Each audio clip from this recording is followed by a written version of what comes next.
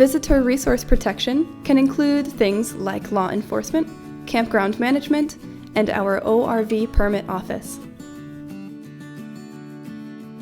I'm Ryan Murphy, and I'm part of the Visitor Resources Protection Division. I think this is kind of a cliche, but essentially it's to protect the park from the people, people from the park, and people from each other. And I think that's a good way to communicate kind of the spirit of what we are here to do.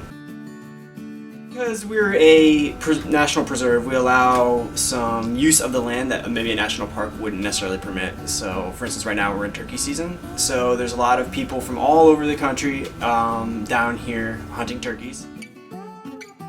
We have a lot of other competing entities in the preserve as well. There's a lot of landowners that are out there. The ORV program, the off-road vehicle program. A lot of people come from Miami to take their nice off-road vehicles on our trails.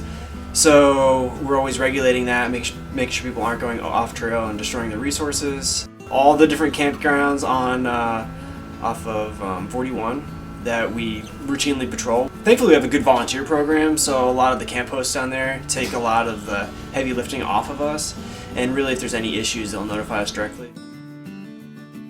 If anything, it's more educational, like hey, you know, you can't take any live wood for your fires, you gotta turn your generator off at night, it's a quiet time. So I'm out there in the resource every day seeing how people are interacting with the resource and seeing how the resource is adapting to the people. We're out there every day, we talk amongst ourselves and we share information. We share information with biologists and the different departments and think of ways that we're seeing the preserve change and maybe ways in which it's changing for the better or for the worse. And then obviously if it's changing for the worse, we try to come up with ideas that could just simply be like changing where we patrol, when we patrol, to hopefully kind of correct the imbalances that we perceive. We want to get compliance through education. That's really what we want to do, and genuinely, at least in my experience, like hunters and landowners and people that are out there, they want to do the right thing because they love the resource and they enjoy the resource as well. But occasionally you will get people that it's evident that they're blatantly taking advantage of the resource, like tragedy of the commons, that the old economic principle.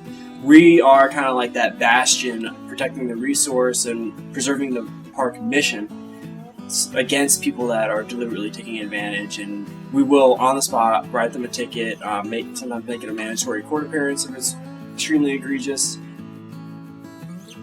That's a unique aspect of our division, which we all take very seriously. One of the things we also do is we respond to search and rescues, which is really important because we have the Florida Scenic Trail that runs through the preserve. And depending on the time of year, there might not be any water. It's obviously South Florida, so it's really hot. So we do get exhausted people out there. We get exhausted hunters.